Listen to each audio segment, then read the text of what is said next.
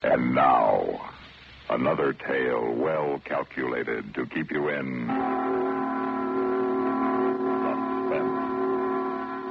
The story, Leiningen versus the Ants, begins in a minute.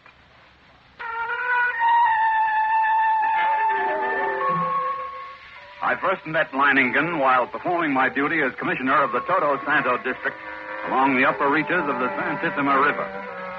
As my boat neared its plantation landing, I saw him above the riverbank regarding me with mild interest. A great hulk of a man with bristling gray hair, bulky nose, and lucid eyes. His entire appearance somehow suggested an aging and shabby eagle. I came quickly to the point of my visit and issued my warning. Leiningen puffed placidly at a huge cigar and seemed unimpressed. Decent of you, paddling all this way just to give me the tip, Commissioner. But even a herd of crocodiles couldn't frighten me from my plantation. No, you don't understand. These aren't creatures you can fight. These are army ants. They're an elemental force. A gigantic catastrophe, an act of God. 10 miles long, 2 miles wide. Ants, nothing but ants. And each one as big as your thumb. They can strip a man's body to a skeleton in 6 minutes. I'm not an old woman, Commissioner. I tell you, Leiningen, you don't know these ants. But he sat there puffing at a cigar and regarded me with a grin, and I knew it was hopeless. As I boarded my launch and cast off, I felt a sudden resentment toward this obstinate old man. Yet with it was something else. I'd never met a man like him before. I could think of only one thing. One man, Leiningen. One man who calmly evaluated his chances against a deadly menace, coolly decided he could win, and was willing to stake his life on it, to risk a horrible death for it. It was terrifying, and yet it was fascinating. And when dawn came, I knew that the fascination of that man was more than I could resist. That Leiningen's fight was drawing my mind, drawing me back toward that plantation and death. And there was nothing I could do about it. I had to go back.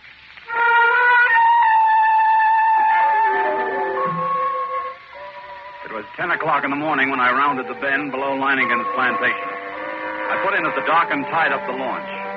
Then I saw him standing on the bank above me, arms folded, stubby cigar in his mouth, and a sardonic grin on his face. Back for another warning, Commissioner? No. Back to stay a while? Yes. Huh? You don't seem very surprised. I'm not. You expected me? I thought you'd be back. Come along, we'll get some horses. We'll want to ride around the plantation, take a look at the defenses I've rigged up. Defenses? Oh, have you had time? I've always known that sooner or later the ants would come. Oh, well, yes. I'd like to see the defenses. And the ants. We'll be getting a glimpse of them before long, I should think. Yes, and the ants.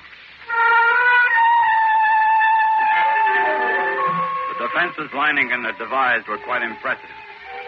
Surrounding 3 sides of the plantation like a huge horseshoe was a ditch 12 feet wide. The end of this ditch ran into the river, which formed the 4th side of the plantation. And at the upriver entrance to the ditch, Leiningen had constructed a dam by which river water could be diverted. A large hand wheel controlled the floodgate of the dam. We approached the ditch and rode along it. I could see it was nearly full. How do you like my first line of defense, Commissioner? It's reassuring, like a moat around a castle. Unless the ants know how to build rafts, they won't reach the plantation. But this is only the outer moat. There's a better one than this. Come along. We'll go up to the high ground where the buildings are. We can get a view from there. Leiningen. Yes?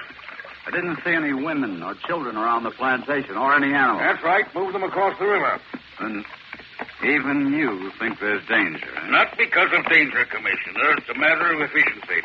Efficiency? Cuts down on the efficiency of the men if they're worried about their families. Critical situations only become crises when oxen and women get excited. Oh, here we are. This ditch. It's much smaller than the other. You've noticed how all the buildings are on this high piece of ground here. This inner ditch surrounds them, and it's lined with concrete. It's even filled with water. This is no barrier. It's not big enough. Why, if the ants got this far... They'll get no farther. This ditch wasn't built for water, Commissioner. See the pipes leading into it? See those storage tanks up on the hill? Gasoline. We can throw up a wall of flame. Care to bet they won't like that? I dare say they won't. Hey, look, Commissioner. Over there on the horizon. There are your ants. Look at them. It was a sight I'll never forget. Over the range of hills, as far as I could see, crept a darkening hem, ever longer and broader, until the shadow spread across the entire slope. Then downward, uncannily swift. All the grass and bushes on the entire slope were being mown as by a giant sickle, leaving only the vast, moving shadow, extending, deepening, and moving rapidly near. They're a hideous lot. Leiningen, we can't last against that. Look at them. They can fill your ditches with their corpses and still have enough to destroy every one of them. We've got to run for it. No, they haven't gotten to us yet, and they never will. Come along, we'd best get back to the men.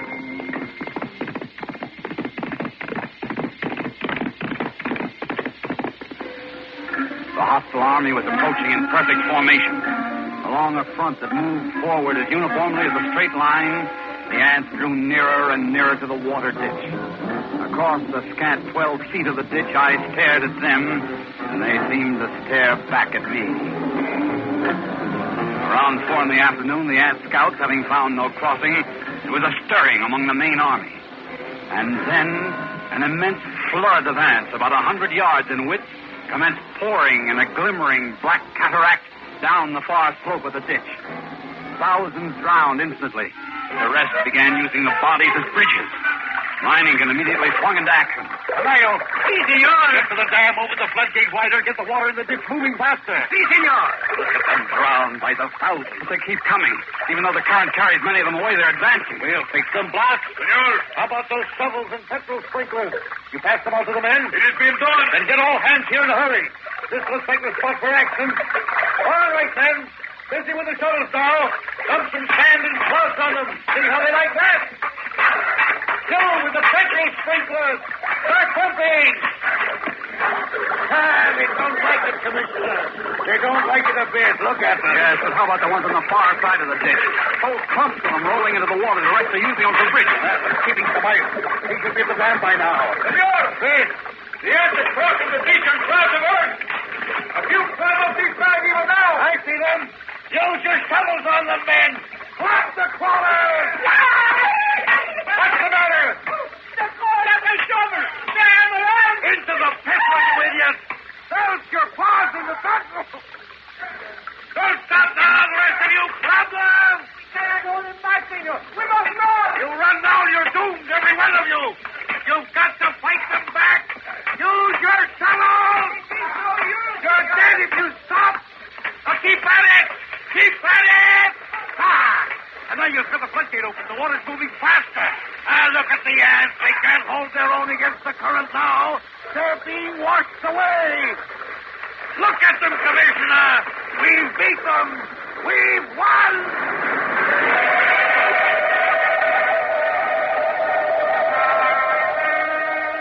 It was true. Leiningen had won, at least the first round. The floodgates were left open to forestall any night crossing.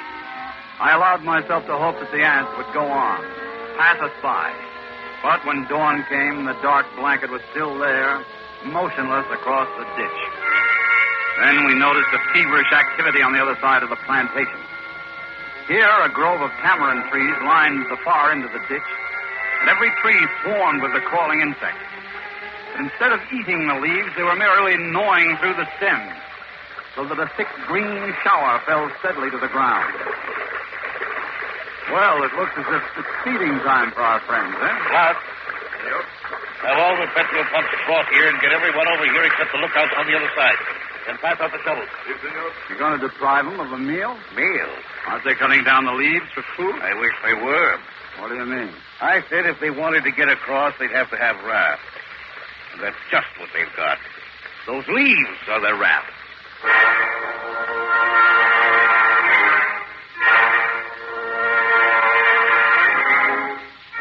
Even as he spoke, the leaves went tumbling down the far bank by the thousands. The current drew them away from the bank, and each leaf carried several ants. Don't worry. As long as you keep spraying them and shoveling dirt on their rafts, they can't land. But there will be too many. It's true. Look, more leaves in the ditch all the time. Or they'll have a solid carpet to walk across in a minute. Not so fast, Commissioner. I've still got to trick up my sleeve for them. The water! The ditch is drying up. Of course it's drying up. That's the plan. Those are the orders I sent to the dam. Are you mad? As soon as it's empty, what's to prevent the ants?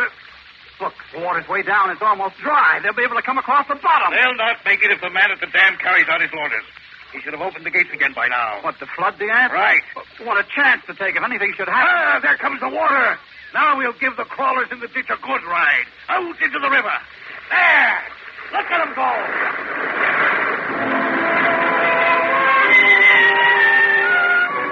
Leiningen's tactics were successful at first. The violent flow of water raced through the ditch, overwhelming leaves and ants, and sweeping them along. 3 times the ditch was emptied, 3 times the ants raced across the bottom, and 3 times the water, arriving just in time, carried them away. But the 4th time, as the water lowered nearly to the bottom of the ditch, we waited in vain for the running waters. And then... Senor! What's the matter? What's gone wrong at the dam? The ants. They did just as the man at the dam will lower the water almost at the bottom. The ants attacked the dam. And before he could open the floodgate, he was almost surrounded. He ran. The ants kept coming. They are across the ditch. Leiningen stood motionless, absorbing the news of his defeat without a word. Then he raised his pistol and fired 3 shots into the air. The prearranged signal for all the men to retreat instantly to the second line of defense. The concrete-lined ditches 2 miles from the point of invasion. Soon after we arrived there, the natives commenced straggling in, silently. Leiningen waited until all of them had gathered, and then he spoke to them. Well, lads, we won the first round and lost the second. But we'll smash the crawlers yet. For the moment, we're safe.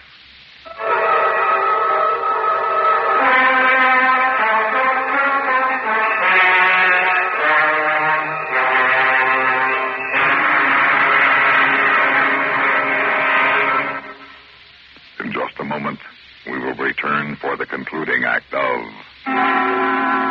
Suspense.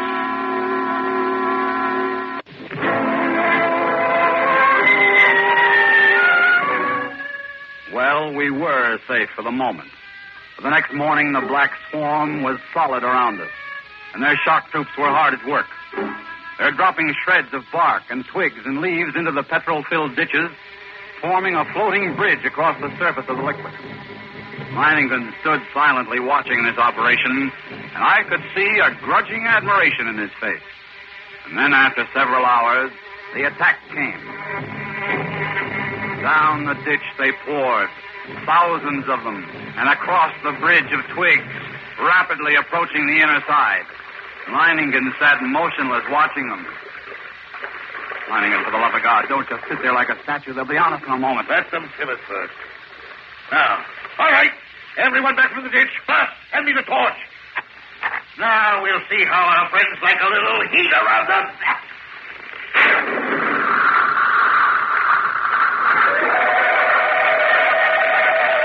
Flames from the ditch shot into the air, devouring ants by the million. There was some time before the petrol burned down to the bed of the ditch. And when it did, the devils came back for more. Again, Leiningen fired the ditch to destroy them. And still again they came on. With each successive firing, the task of the ants grew easy because of the film of ash which now covered the petrol. And as they returned to the assault time after time, a slow, sickening horror crept into my mind. I looked quietly at Leiningen and then at the gasoline tank. He read my gaze and nodded slowly. That's right, Commissioner. We could hold them off forever if our supply of petrol was unlimited. But it isn't. We've got enough to fill the ditch once more. And then... Ikuru, come back! You stop the ditch. You'll never make it to the river. Ikuru, come back! Merciful God, he's... Too late. Blast, keep the men back with your guns. Don't let anyone else try for the river. Leiningen, isn't there any way at all? We got to do something. We just can't... Your way, there must be. Yes. What is it? What is it? We'll flood the whole plantation. Flood? How? We've got to close the floodgate at the dam. That'll do it. Well, you're mad. The dam's nearly 2 miles away. 2 miles of ash. Lads, listen to me. Now, listen. I'm proud of you. Now, there's still a chance. By shutting the floodgates in the dam and flooding the whole plantation from the river. The moment I'm over the ditch, set fire to it. That'll allow time for the flood to wash away the ants. then all you have to do is wait for me. It's impossible. You can't get to the dam, let alone get back. That's where you're wrong, Commissioner. I'll get there, and I'll be back. Take care of things while I'm gone, huh? I watched him as he calmly pulled on high leather boots, drew gauntlets over his hands, and stuffed the spaces between breeches and boots, gauntlets and arms with petrol-soaked rags. He shielded his eyes with close-fitting mosquito goggles and plugged his nostrils and ears with cotton. Then the natives drenched his clothes with petrol. Leiningen was ready. And as he stood calmly surveying the coursing mistakes of the dam, was near the ditch ready for the run, I realized this was as it should be. I, Leiningen, would meet the ants and defeat them or be defeated by them. Leiningen versus the ants. I ran in long, equal strides with one thought, one sensation in my being. I must get through. I dodged all trees and shrubs, except for the split seconds when my toes touched the ground. The ants would have no opportunity to alight on me. I ran off. I was halfway to the dam before I felt ants under my clothes and a few on my face. I struck at them, mechanically, scarcely conscious of their bite. The dam drew toward me slowly. The distance grew less. Finally, only 100 yards away, 50, and then I was there. I gripped the ant-covered wheel, and hardly had I seized it when a horde of ants flowed over my hands and my arms. I strained, and slowly the wheel turned and turned more. The floodgates were swinging slowly shut, and then it was shut, and the water was rising behind the breakwater, closer to the top, closer, and then it was spilling over. The flooding of the plantation had begun. I let go of the wheel. For the first time I realized I was coated from head to foot with a fiend. Tongues of fire stabbed me when they bit into my flesh. Then I could see dimly that wall of flame at the ditch. It was too far away. I could not last half that distance. I stumbled. I fell. I felt myself being swarmed over, devoured. I tried to rise. Great weight. And then I remembered. 6 minutes. Then nothing but bones. I couldn't let that happen to me. I couldn't die like that. My feet dragged myself forward toward the flame, the ditch, the ring of flame. Closer now.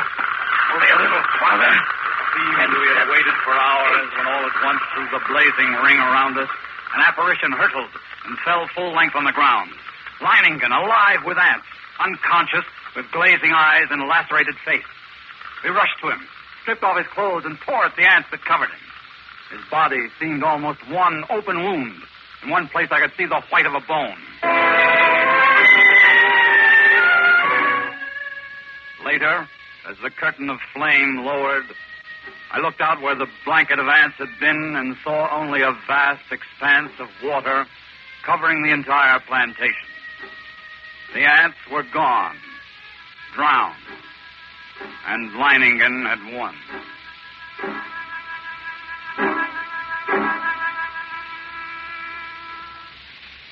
He lay on his bed, his body swathed from head to foot with bandages, but Leiningen was still alive. Everything in order. They're gone. The ants are gone. I told you that I'd come back, even if I am a bit streamlined. And then this aging man grinned, shut his eyes, and quietly fell asleep.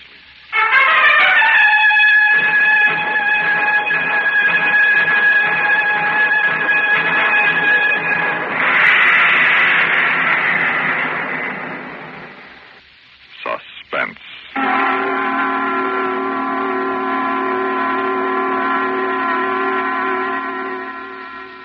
You've been listening to Leiningen and the Ants, a story by Carl Stevenson, written for Suspense by Robert Riff. In a moment, the names of our players and a word about next week's story of Suspense.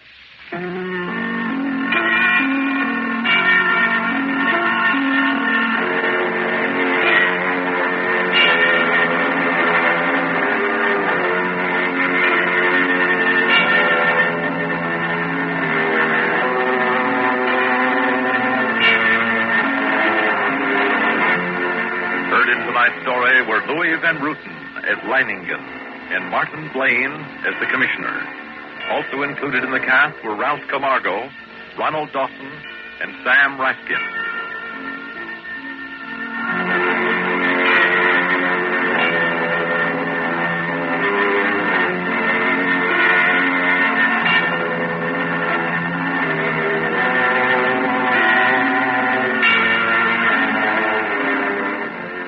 Listen again next week when we return with an explosive story written by Peter Fernandez, The Dynamite Run.